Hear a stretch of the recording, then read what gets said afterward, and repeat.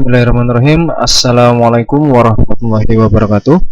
Alhamdulillah, hari ini kita bisa bertatap maya lagi meskipun secara asinkronus. Semoga kita selalu dalam keadaan sehat walafiat dan diberikan semangat yang luar biasa. Baik, pada perkuliahan hari ini kita akan melanjutkan tentang cara membuat poster. Sebelumnya Anda sudah mendapatkan project untuk membuat pamflet, kemudian untuk membuat background, juga membuat sertifikat dalam sebuah workshop atau seminar ataupun lokakarya dan lain sebagainya. Hari ini kita akan fokus membahas tentang poster. Baik, di sini judulnya sudah jelas, membuat poster. Jadi pada akhirnya nanti Anda akan dapat proyek untuk membuat sebuah poster sesuai dengan kreativitas masing-masing. Nah, di sini sudah ada beberapa contoh poster yang sederhana dan jelas artinya. Baik, poster. Kenapa poster ini bisa diletakkan di mana-mana? Jadi poster ini bisa diletakkan di tembok, bahkan ada yang menempelkan di tiang listrik ya. Tapi ini sebenarnya melanggar peraturan. Kemudian ada yang ditempelkan atau dipaku di pohon. Nah, ini merusak alam. Terus ada yang diletakkan di ruang tamu, ada yang diletakkan di kamar, ada yang diletakkan di pagar rumah orang dan lain sebagainya. Nah, pengertian dari poster sendiri itu sebuah media dengan bentuk dua dimensi visual yang berisi gambar dan pesan singkat yang ditulis untuk menyampaikan suatu hal khusus dan dapat mempengaruhi orang-orang yang melihatnya, menurut Pak Azhar Arsyad. Kemudian menurut Sri Anita, poster itu adalah gabungan dari beberapa unsur visual seperti garis, tulisan, dan gambar yang memiliki tujuan untuk menarik perhatian serta menyampaikan pesan singkat di dalam sebuah poster. Jadi dari beberapa pengertian yang saya ambil di sini, ini jelas bahwa poster ini pasti visual. Dan isinya boleh gambar, boleh pesan, boleh tulisan, boleh garis, dan lain sebagainya. Yang tujuannya itu mengantarkan sesuatu atau mengantarkan pesan yang tujuannya itu untuk mempengaruhi atau menarik perhatian dari orang yang membaca atau yang melihat. Nah, tujuannya, jadi poster ini secara khusus tujuannya memang memberi informasi, bisa informasi umum, bisa informasi tambahan mengenai sebuah hal khusus kepada masyarakat umum. Nah, jadi lokasi dari pemasangan poster itu yang jelas, yang pertama adalah di tempat ramai atau di tempat strategis, karena targetnya adalah sudah jelas bahwa ini kita menyampaikan hal kepada masyarakat. Jadi di sini yang digarisbawahi adalah masyarakat. Nah, sehingga yang kita sasar adalah di tempat ramai ataupun tempat yang strategis. Tapi seiring perkembangan zaman, poster ini juga bisa sebagai hiasan untuk mempercantik ruang. Jadi di slide sebelumnya, di sini sudah banyak ya sekarang poster-poster yang dijual untuk menghias sebuah ruang. Biasanya kafe, kemudian tempat pertemuan, dan lain sebagainya. Tapi juga bisa digunakan untuk menghias kamar. Jadi biasanya poster-poster yang berisi tentang motivasi dan lain sebagainya itu bisa menghias kamar. Kemudian saya lanjutkan, jenis poster itu kalau kita berdasar tujuannya, maka ada yang pertama informational poster. Informational poster sudah jelas tujuannya memberi informasi kepada masyarakat. Yang kedua adalah educational poster. Ini tentang mempromosikan sebuah hal atau sebuah tujuan tertentu, misalnya tentang poster menjauhi kerumunan dan lain sebagainya, itu termasuk educational poster. Kemudian ada propaganda poster, itu biasanya memberi ajakan, biasanya digunakan untuk prapolitik ya, pra pemilu itu biasanya banyak ajakan-ajakan untuk memilih seseorang calon. Yang keempat adalah teaser poster atau teaser poster ini yang membuat orang yang membaca itu penasaran. Biasanya digunakan untuk film yang akan tayang atau buku yang akan terbit dan lain sebagainya. Kemudian bagaimana sih poster yang baik itu? Ada 4 unsur yang membuat poster itu bisa dikatakan baik. Yang pertama adalah readability-nya. Nah, jadi poster ini pasti harus mudah terbaca. Pasti harus mudah dibaca. Jadi jangan gunakan font-font yang nanti malah menyulitkan orang untuk membaca. Karena secara tidak langsung poster ini ditempel di sebuah tempat yang strategis yang orang itu hanya lewat biasanya. Orang hanya lewat, jadi secara sekilas itu sudah bisa terbaca meskipun dari kejauhan. Nah, dan ini mempengaruhi unsur yang kedua, poster yang baik itu harus visibility atau terlihat jelas. Jadi jangan sampai font yang digunakan itu sangat kecil sehingga orang yang ingin membaca harus sangat mendekat sehingga orang yang lalu itu otomatis tidak bisa melihat secara jelas dari kejauhan. Yang ketiga, legibility atau mudah dipahami.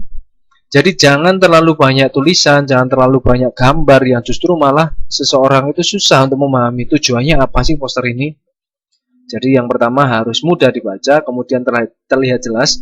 Selain itu harus mudah dipahami. Jadi jangan terlalu ramai, kalau bisa hanya ke dalam sebuah titik yang menunjukkan bahwa inilah tujuan dari poster ini dibuat.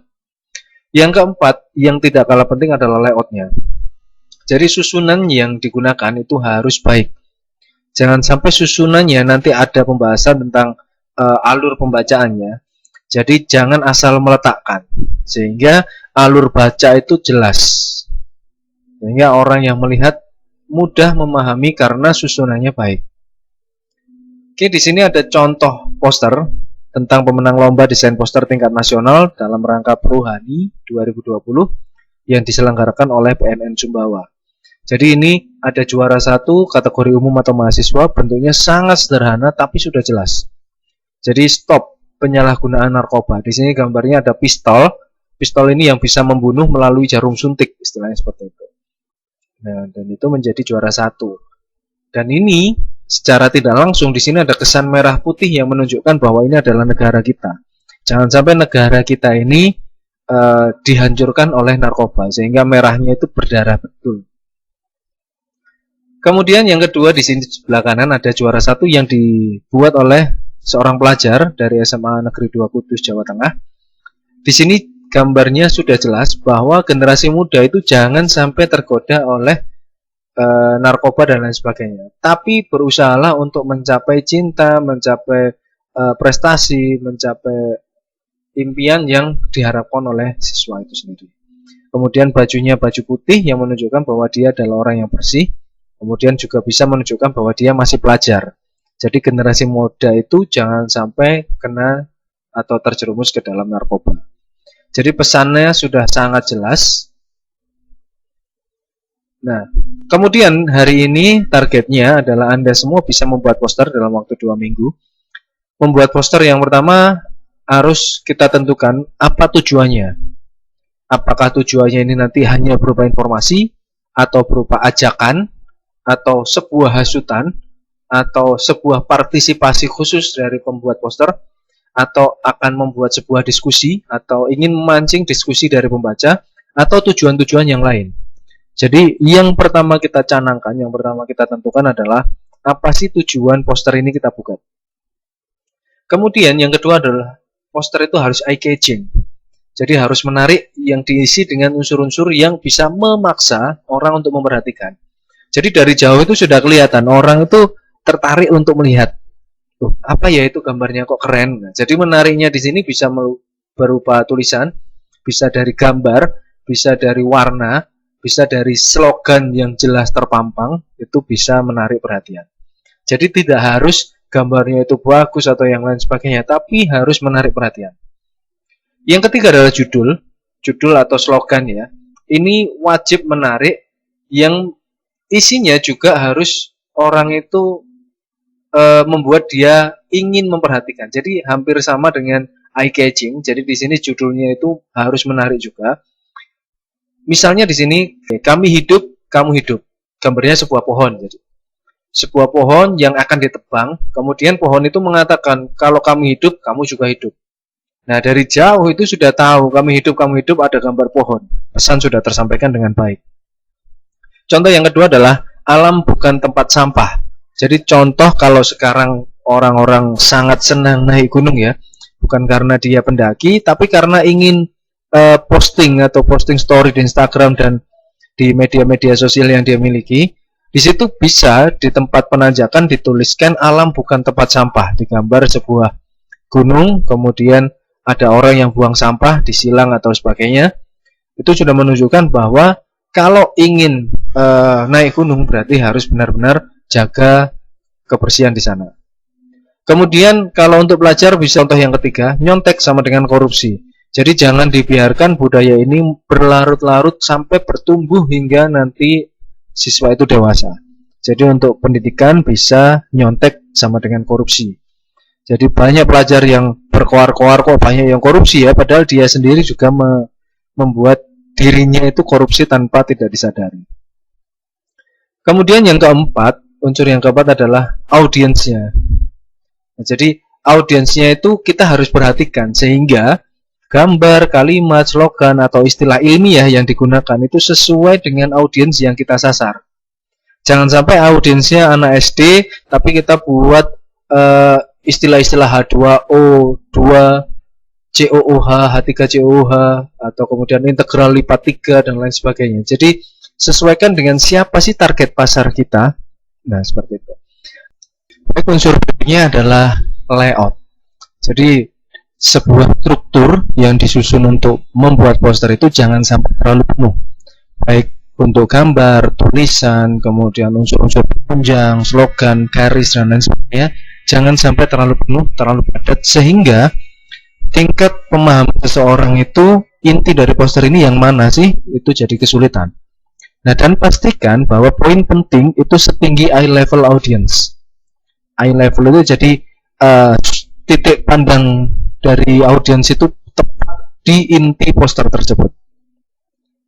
Kemudian konten atau isi dari poster itu adalah salah satu yang paling penting. Tapi konten yang digunakan hanya cukup poin-poin penting saja yang kita masukkan ke dalam poster. Karena nanti untuk materi yang lengkap itu bisa digunakan brosur atau link website yang kita cantumkan di poster kita. Jadi jangan semua informasi kita masukkan ke dalam poster, otomatis poster ini tidak tersampaikan dengan baik nanti pesannya. Berikutnya adalah prinsip-prinsip yang digunakan untuk menyusun sebuah poster. Yang pertama ada prinsip balancing atau keseimbangan. Di sini ada keseimbangan simetris dan keseimbangan non simetris. Untuk keseimbangan simetris ini biasanya digunakan untuk poster-poster formal. Tapi non formal juga boleh menggunakan keseimbangan simetris. Kemudian kalau yang non simetris ini poster-poster yang biasanya kebanyakan non formal. Tapi apakah formal tidak boleh? Boleh. Tapi kebanyakan memang digunakan untuk non formal. Nah, di sini dua gambar yang pertama ini adalah poster yang simetris. Jadi antara kiri dan kanan itu imbang. Sehingga sebuah poin pentingnya tepat diletakkan di tengah layoutnya. Kemudian yang poster non simetris di sini di contoh gambar nomor 3 dan 4. Ini ada titik beratnya itu ada di sebelah kiri untuk gambar. Menurun, tidak simetris, yang kiri tinggi, yang kanan rendah. Kemudian ada tulisan pendukung di tengah. Kemudian di sini contoh yang lain adalah poster tentang film Avatar. Di sini gambarnya sengaja diletakkan ke sebelah kanan, mungkin supaya tulisannya bisa terbaca dengan baik. Nah, kemudian yang kedua adalah movement atau alur baca, alur pembacaan poster. Di sini biasanya kalau digunakan dalam Pemnas, dalam Pekan Ilmiah Mahasiswa Nasional, poster itu alurnya jelas. Jadi dari kiri ke kanan, kemudian dari kiri ke kanan tapi bisa turun ke bawah, kemudian dari kiri ke kanan. Ada alur baca yang bentuknya N.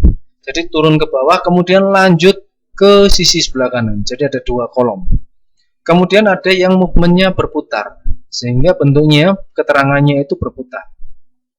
Nah, kemudian prinsip yang ketiga adalah emphasis atau penekanan. Nah, ini contoh poster yang sangat sederhana, tapi ditekankan dengan pas. Contoh di situ ada film Spider-Man. Dan di sini gambar 1 dan 2 sama-sama balancingnya non simetris ya. Di sini jelas bahwa dia adalah Spider-Man yang bergelantungan. Kemudian di sini adalah kran, bahwa kita kalau bisa menghemat air maka kita bisa menghemat kehidupan kita, bisa menyelamatkan hidup kita ke depan. Jadi contoh seperti itu, emfasisnya tujuannya jelas. Mungkin akan lebih baik kalau tulisannya bisa agak besar sedikit karena supaya bisa terbaca. Kemudian yang keempat, prinsip yang tidak kalah penting adalah unity. Ini sebuah poster melalui layoutnya tadi menjadi satu kesatuan yang harus mudah untuk dibaca. Jadi jangan sampai unity-nya ini terpisah antara gambar, tulisan, semuanya tidak sinkron, penggunaan font. Kalau tidak sesuai otomatis secara keseluruhan poster ini tidak enak untuk dibaca. Nah, jadi sekarang silahkan setelah Anda mengetahui bagaimana prinsip-prinsip, kemudian bagaimana cara kita prosesnya menyusun poster, sekarang silahkan desain poster kreasi masing-masing. Oke, mungkin itu pengantar dari saya, kurang lebihnya mohon maaf. Semoga kita semua selalu dalam keadaan sehat walafiat dan diberi kekuatan yang luar biasa untuk mencapai cita-cita kita ke depan. Saya akhiri untuk hari ini. Terima kasih. Assalamualaikum warahmatullahi wabarakatuh. Assalamualaikum warahmatullahi wabarakatuh.